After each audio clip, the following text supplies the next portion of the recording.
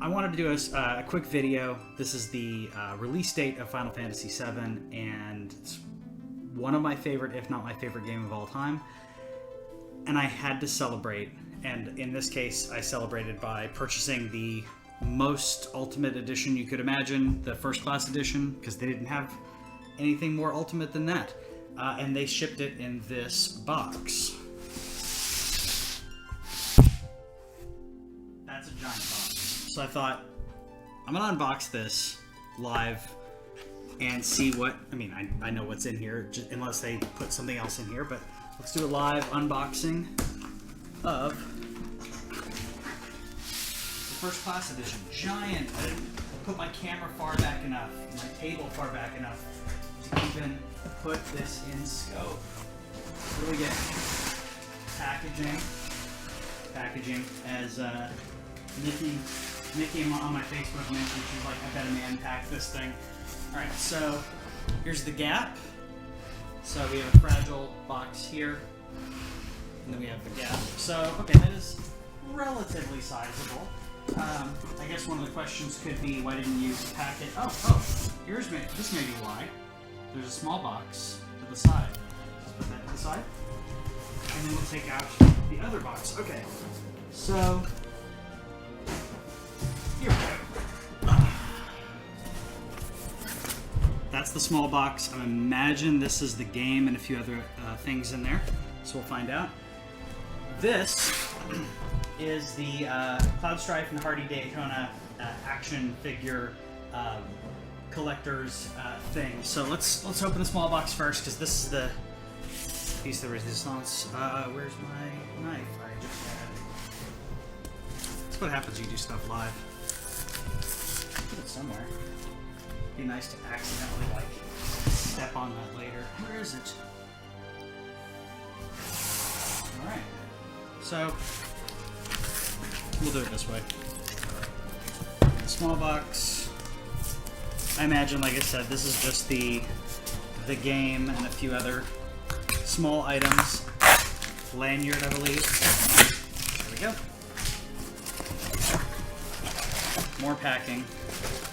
Alright, the Final Fantasy VII Remake lanyard, which I don't really care about. I'll put it away for, I guess, when I go to my next convention, which may be a while. Which may be a while with what's going on. And then we have the Final Fantasy VII Deluxe Edition box. So let's open that real quick. Because, we're opening everything. It really bothers me that I put that knife somewhere. Now I don't know where it is. Let me know in the comments if you saw where I threw my knife. So apparently I was so frustrated and excited and whatever that I threw it somewhere. So here's the Remake box. Right, quality. And inside, I imagine, is the... Alright, so we have... This will probably get trashed, and some people will think I'm crazy for that. So you have the Remake here, which is what you would get regularly in the store. Mini soundtrack, not the full soundtrack. Mini soundtrack. You're not even gonna put the whole thing in here? 12 songs. We got Tifa's theme. We got Shinra's theme. So some good stuff in here. Prelude, Tifa's theme, Shinra's theme, Scorpion Sentinel, On Our Way, the Turk's theme, Let the Battles Begin, Flowers Blooming in the Church, Hurry, the main theme from Final Fantasy VII, Lay Down Some Rubber, and Stand Up. But only a mini soundtrack, not even the full thing. Not even the full thing for this. We get a deluxe edition art book, which I am excited about. I'll probably post some pictures of this later.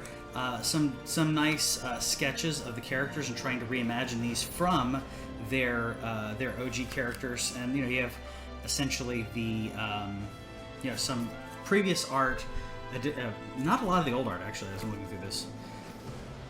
It's like concept art. I guess some of this is a little older. Anyways, happy to have that. I like that it's the same size as the Steelbook. So the Steelbook, which is where I'll rehome the rest of the game, will be rehomed into this nice Steelbook.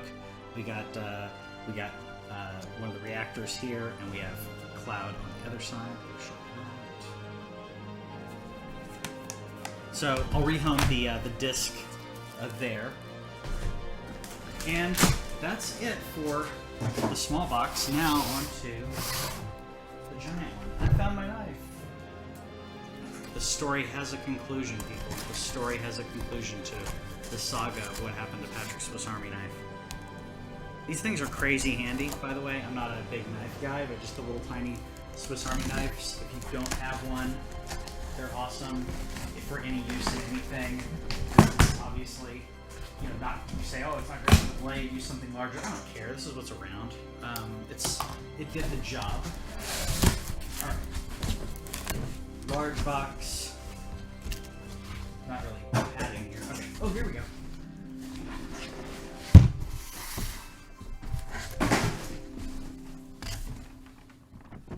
Okay. So, pretty sizable. It did have these for the corners to keep it protected. I greatly appreciate that.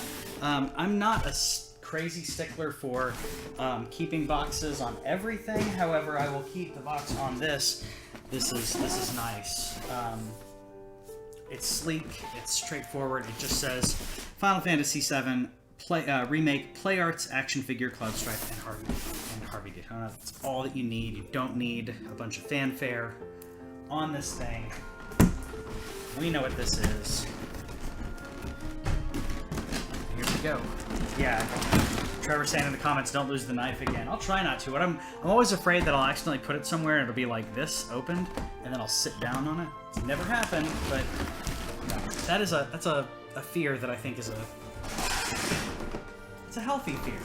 You don't want to have that happen. All right, apologies if this is loud. There we go. The box is piled next to me. So here we have it in the plastic, ready to be taken apart. Okay, I said action figure in quite a few videos because I thought it was one. It is sizable, as Owen mentioned. I didn't realize how big this thing was. So up until a little while ago, I was like, man, I think I feel like I overpaid for this, but holy crap. There's Cloud. And to put that into perspective, I don't have... Oh, okay. Put that into perspective, this is my big Thanos figure. So this is supposed to be, you know, in scope of regular action figures and making him already massive. So obviously, a lot larger. I thought he was going to be about this tall, so I'm happy about that. I did not look at any unboxing videos of this because I wanted to wait. I didn't want to. I don't even know if they're out there. But let's see. So he's got a shoulder pauldron. This is very posable, which I appreciate. Very high quality. I mean, we're talking posable on the waist, posable on the head, not just to rotate but also to angle. The wrists rotate, elbow joint bends. Up at the shoulder, it rotates and comes up, so lots of possibilities for that. His hair looks awesome, by the way.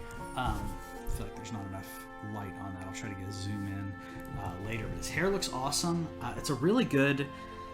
I mean, bringing these characters into 3D, taking them from their polygon versions, is always...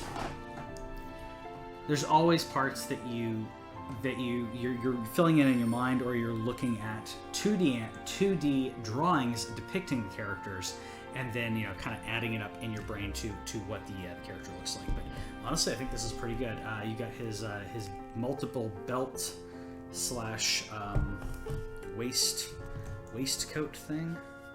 By the way, his feet rotate.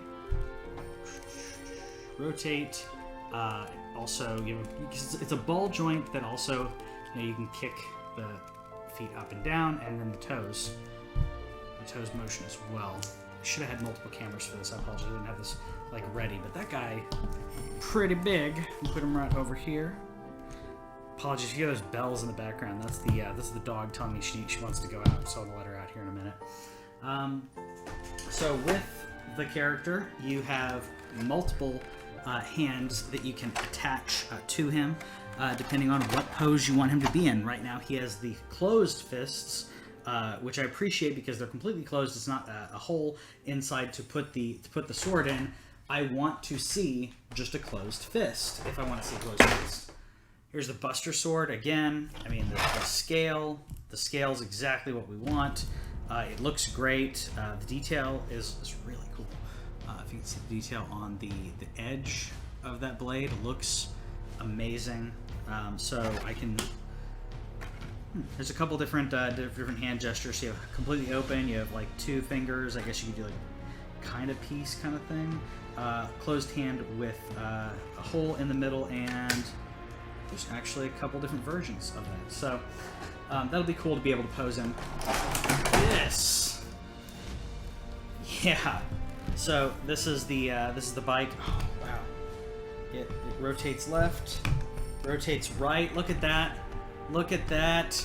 So it pivots on the back. There's some type of axle in the back of this. I'm gonna move Cloud over for a second, but it pivots in the back on the back wheel here.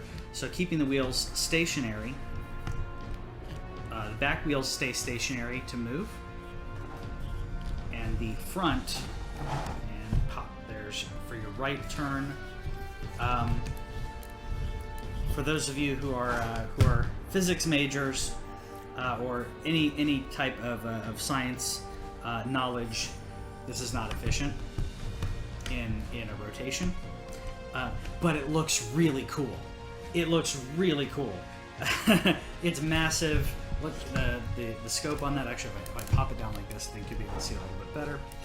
But the detail on that is really great. Let's see. So no visible. Obviously, I'm trying to equate this to like a regular motorcycle. I was going to say there's no real visible like clutch. There's no. I guess this is clutch and brake maybe.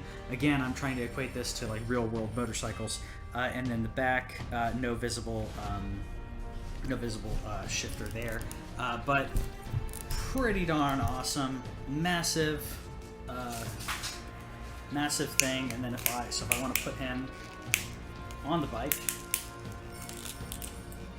very, I mean this in a good way, very stiff joints that are, like, I feel like if I put him into a position for a pose that I feel like he's gonna stay there, and I'm not gonna have him slipping around, so it's really cool. So probably finagle this a little bit more, but there's a little scope of how big this thing really is. It's a nice, massive figure, as Owen was talking about on the show yesterday. For some reason I imagined this. Jesus, it goes all the way around. For some reason, I imagined this was not as large. I imagined. Actually, I have something that may be a decent comparison to it. It fell earlier. Give me just a second.